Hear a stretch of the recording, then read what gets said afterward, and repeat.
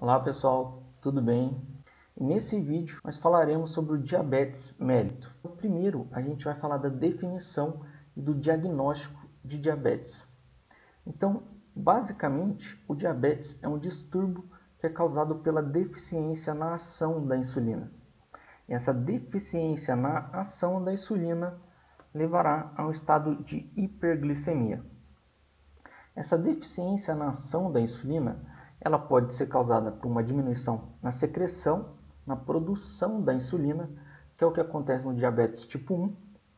No diabetes tipo 1 nós temos a destruição das células beta das ilhotas pancreáticas e com isso nós teremos uma diminuição na secreção da insulina. Ou o diabetes pode ser causado por um aumento de hormônios contrarreguladores à ação da insulina.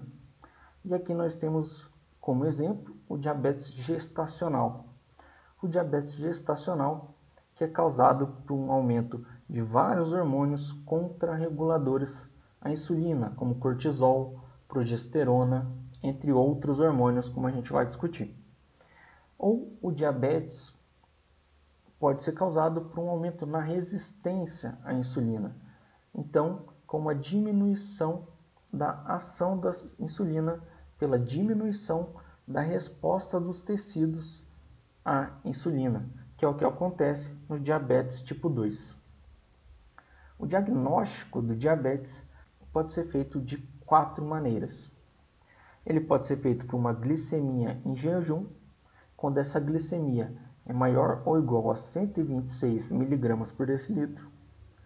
Num teste oral de tolerância à glicose, onde são ofertados 75 gramas de glicose para o paciente e após 2 horas é medida a sua glicemia.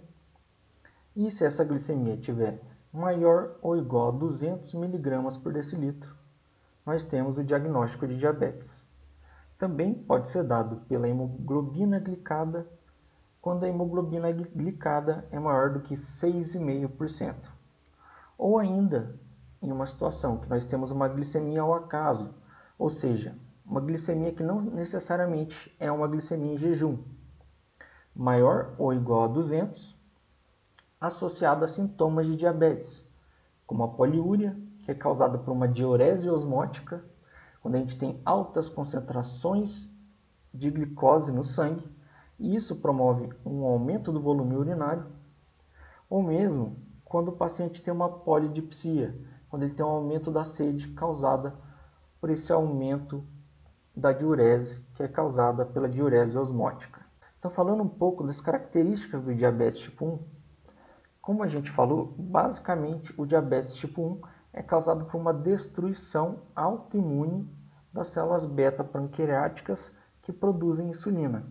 Então, geralmente, isso é um processo que é imunomediado, é causado por uma resposta imune. Mas em alguns pacientes ela pode ser idiopática, ou seja, sem uma causa conhecida. E geralmente esses pacientes são pacientes jovens, com menos de 30 anos, sendo que ocorre um pico de incidência de diabetes tipo 1 na puberdade. E uma observação importante é que as manifestações clínicas do diabetes tipo 1 elas são agudas.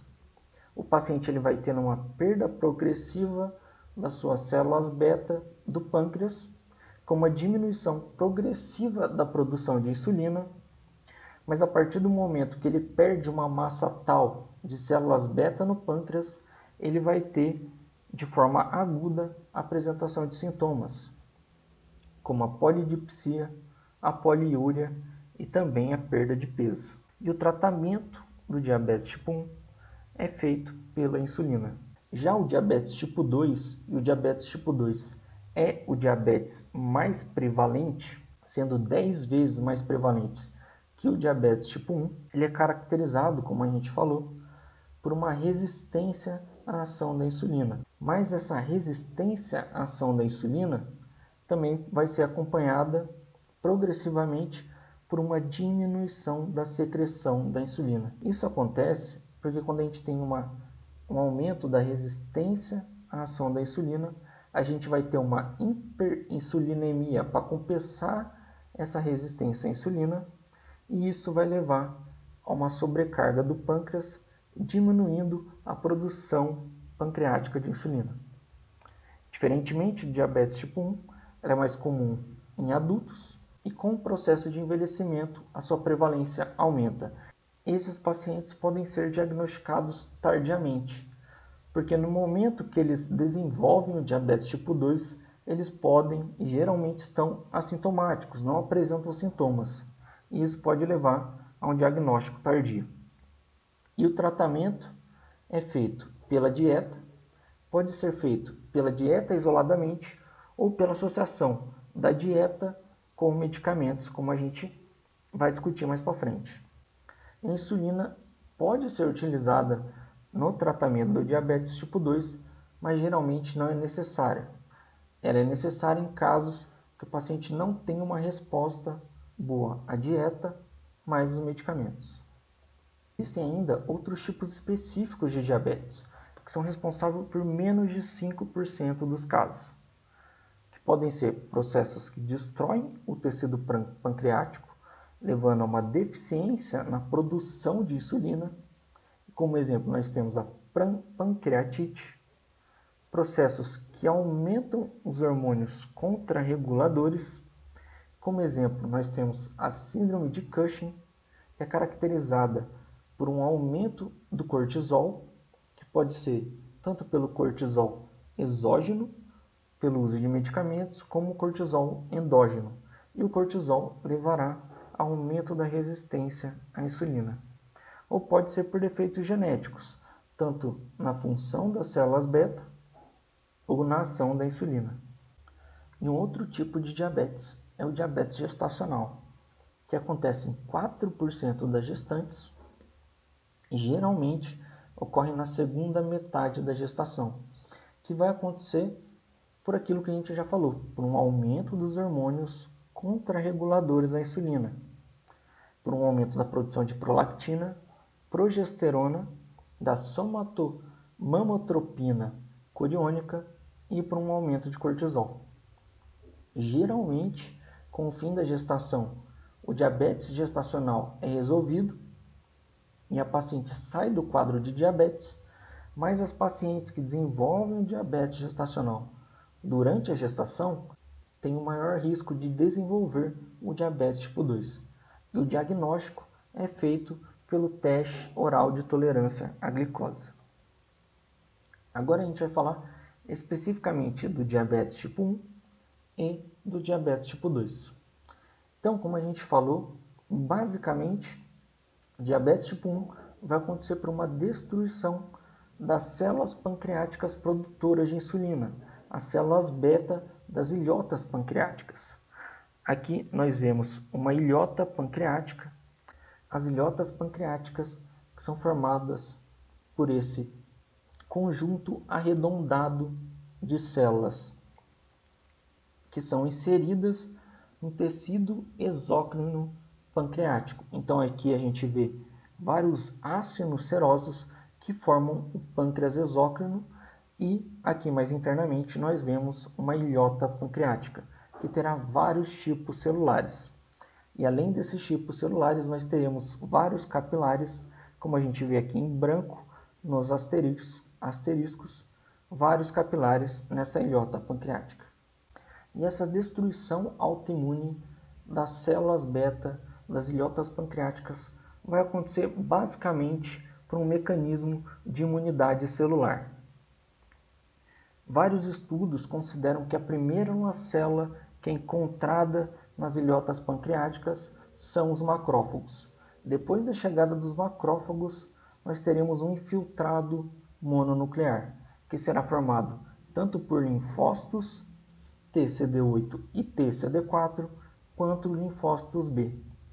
Mas os linfócitos TCD8 são muito importantes, porque eles vão causar a lesão primária que vai levar ao diabetes tipo 1. Então nós temos uma imunidade celular responsável pela destruição das células beta do pâncreas. Aqui nós temos uma outra imagem de uma ilhota pancreática. Em A, nós temos as células alfa, que são produtoras de glucagon, e em B, nós temos as células beta, que produzem a insulina.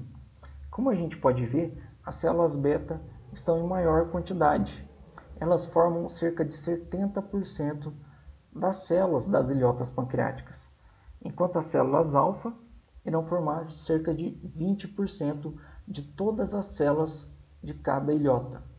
Nós temos ainda as células delta que produzem a somatostatina. No momento do diagnóstico do diabetes tipo 1, algumas ilhotas estarão inflamadas, então nós teremos um processo inflamatório em algumas ilhotas, e outras ilhotas já terão passado pelo processo inflamatório e estarão atrofiadas. Estarão atrofiadas justamente porque a gente tem a destruição das células beta, que formam a maior parte do tecido das ilhotas pancreáticas.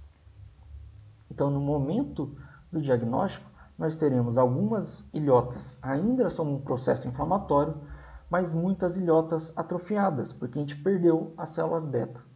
E nessas ilhotas, nós teremos somente células alfa, que produzem glucagon, e as células delta, que produzem somatostatina.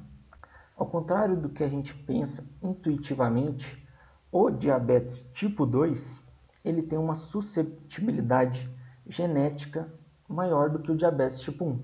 Porque em estudos feitos em gêmeos monozigóticos, ou seja, gêmeos idênticos, nós temos uma taxa de concordância cerca de 30 a 50% no diabetes tipo 1 e uma taxa muito maior, mais relevante, no diabetes tipo 2, de 60 a 80%. E o que quer dizer isso? O que quer dizer a taxa de concordância? Se a gente pensar numa situação que a gente tem uma amostra de 10 pares de gêmeos, sabendo que pelo menos um gêmeo de cada um desses 10 pares tem diabetes tipo 1, quando a gente fala que no diabetes tipo 1 a gente tem uma taxa de concordância de 30 a 50%, é a mesma coisa que a gente falar que 3 a 5 dos irmãos desses diabéticos tipo 1 também terão diabetes tipo 1. Então a chance deles terem diabetes tipo 1 é de 30 a 50%. Então nós vemos, além da taxa de concordância no diabetes tipo 1 ser menor do que no diabetes tipo 2, nós temos outros fatores, além dos fatores genéticos, que devem estar envolvidos no desenvolvimento do diabetes tipo 1. E acredita-se que fatores ambientais também estejam relacionados ao desenvolvimento do diabetes tipo 1. E falando da susceptibilidade genética, essa suscetibilidade genética no diabetes tipo 1 tem sido relacionada ao complexo principal de histocompatibilidade. E considera-se que no diabetes tipo 1, moléculas do HLA de classe 2 estejam relacionadas com essa suscetibilidade genética, principalmente nos losses gênicos do HLA-DR e HLA-DQ. E essas moléculas do HLA de classe 2, que estão presentes, se a gente se lembrar, nas células apresentadoras de antígenos, como os macrófagos, e aqui nós vemos uma representação de uma célula apresentadora de antígeno, que pode ser um macrófago, com a sua molécula do HLA de classe 2, apresentando um antígeno para um linfócito TCD4, que vai reconhecer esse antígeno através do seu receptor de célula T. E esse linfócito TCD4 vai produzir citocinas e desencadear um processo inflamatório.